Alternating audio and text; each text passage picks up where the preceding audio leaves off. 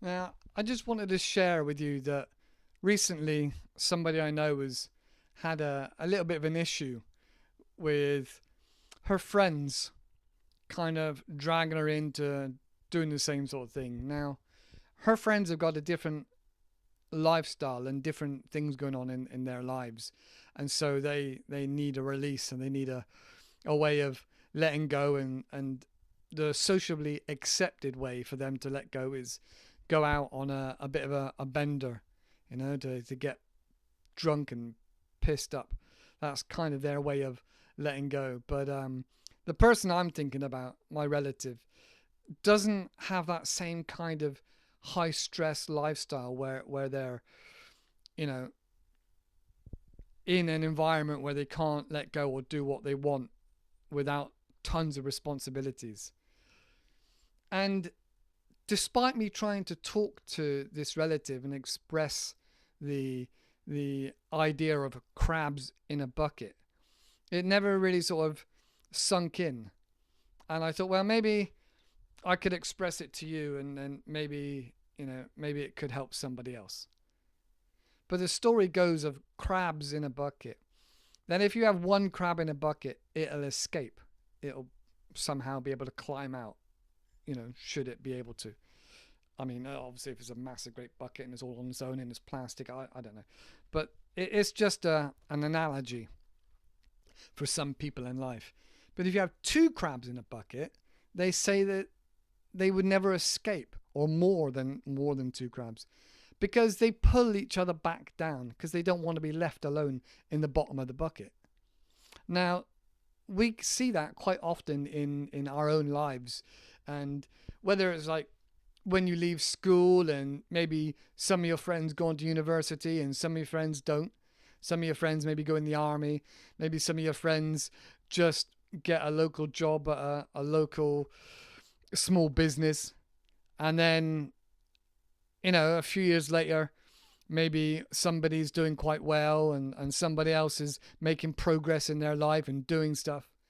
And then it seems like some people, not always, but sometimes, some individuals are stuck with that same kind of small town attitude or that small town mentality where they live and grow and stay forever in the same town, which is fine, I have no qualms about anybody staying in their own town.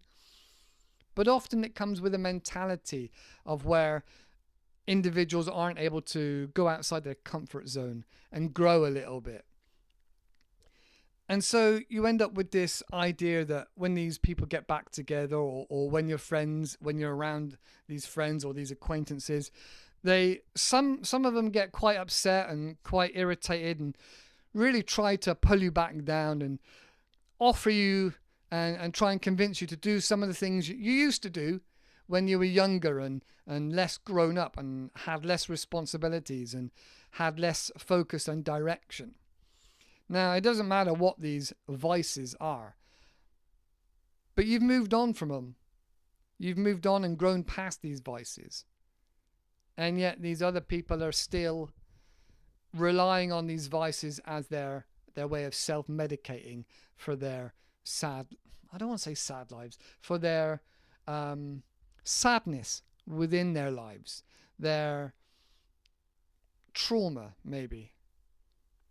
And they don't seem to be able to move past barriers.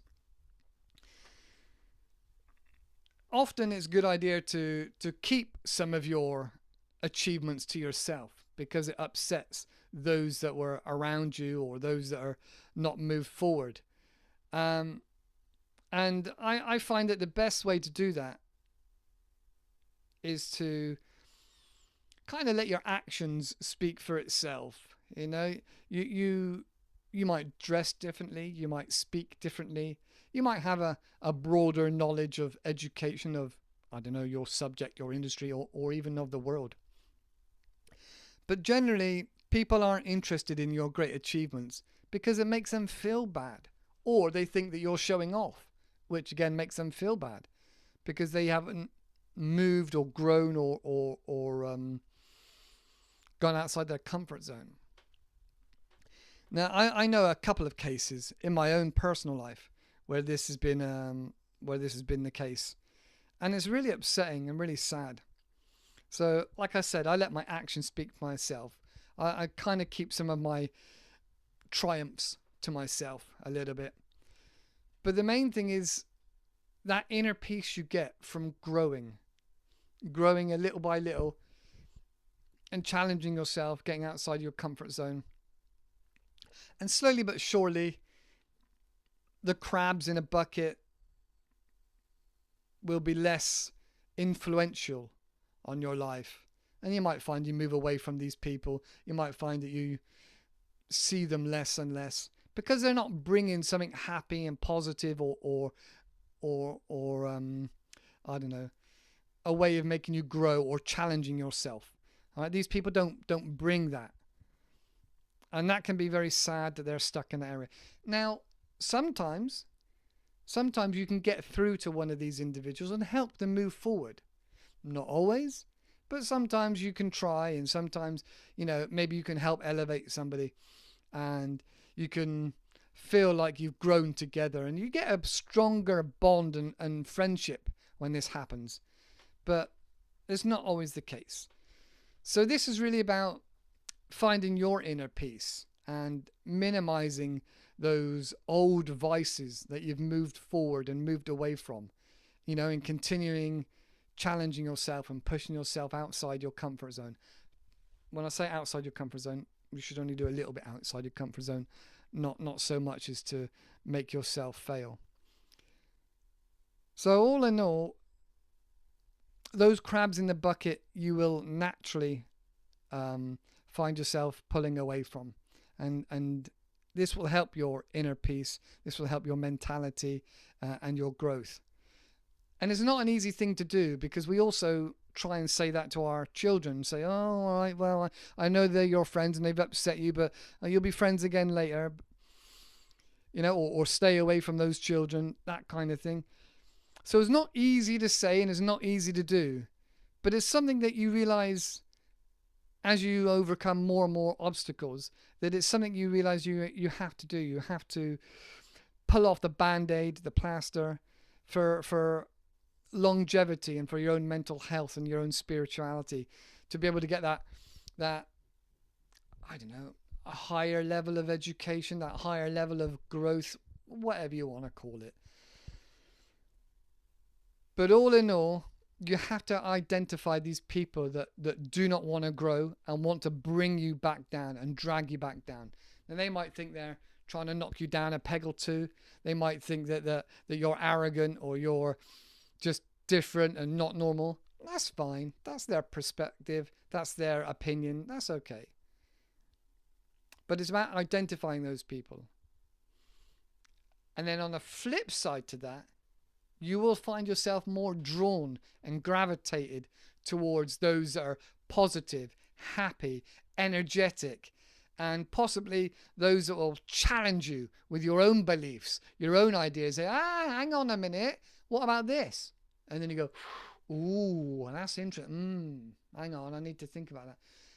People that challenge you mentally, spiritually, and in regards to religion or whatever else, those are the people that you want to gravitate towards. Those are interesting people.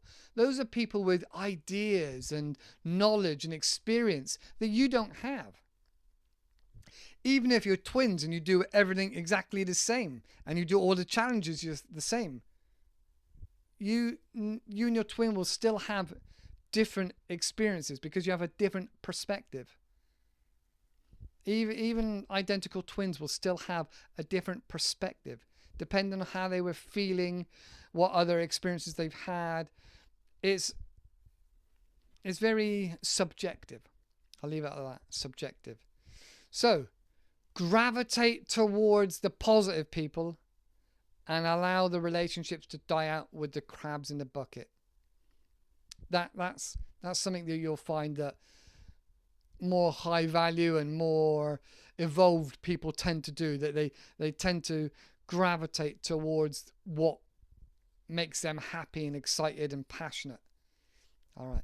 It's not an easy thing to do, not easy thing to say or discuss, but you'll find that you do that if you can be positive and happy you'll gravitate towards these amazing people. All right, that's it for now. Thank you very much. See you in the next video. Bye bye. Bah, you're still here. You've not gone? You must like me. Well, thank you very much. Thank you for sticking around. Okay, so talking about crabs in a bucket, it also makes for good green flags to look for in relationships, whether it's with a person of the opposite gender, the same gender, or just a friendship. Looking for those green flags are kind of like those magnets that we're just drawn to. And it's very difficult sometimes to see this when you're in the world of excitement and wanting to be with a passionate friend or somebody that's a bit more than that, trying to really see those green flags or red flags can sometimes just get washed away and you're rolled away with the passion, excitement, with maybe a holiday romance and things like that. So what I'm saying basically is it's good to sometimes police yourself.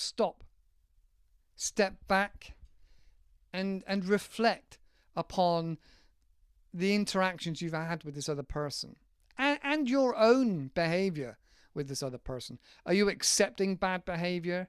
Are you letting it slide because sex is great? I mean, that's been the case with me in the past. I've let things slide and not really called out the other person on particular behaviors because, being a man, I've just enjoyed having great sex. And I don't know, it's great at the time and it's easy to say, but the reality is sometimes you feel like you just need connection and closeness with somebody, and you kind of know that it's not going to last forever because of these red flags that you or lack of green flags that you know in the back of your mind. But yeah, I've had a few relationships in the past that have kind of fallen into accidentally. You know, one thing is you start off with a little bit of connection, a little bit of fun, and then it rolls into something a bit more serious, and then it's really, really hard to think, well, actually, this person might not be right for me. Maybe you don't even ask those questions at all, but I sure as hell will next time. I mean, I'm not saying I'm jaded or angry or anything like that. I mean, my previous relationships have all taught me many good things, and I'm on, speaking terms with half of my exes. So that's kind of a barometer, if you can leave on a good terms with an ex, then that's a positive thing. But it's very good to police yourself sometimes and think about whether somebody is positive or negative in the balance of the scheme, in that grand scheme of things, and in general. Is their glass half empty or half full? Maybe ask them one day, just out of the blue. Oh, would you say your glass is half empty of water or half full? And 9 times out of 10, their natural, normal attitude will be to say the truth. That's what I've found anyway. Anyway, so it's just some food for thought, that's all. Yeah, not a lot else has changed. I don't know, have you got any questions, any thoughts? Put them down in the comments. Alright, I gotta say thank you. If you come this far, I really appreciate you. And I don't want to push my luck, but you can always buymeacoffee.com. Tribal Man Club. buymeacoffee.com/Tribal Man Club. I don't know, something like that. There's a link in the description. Alright. Hope you guys stay safe, stay well. Any other thoughts or questions, just put them down below. And I'll see you in the next video. Bye bye for now.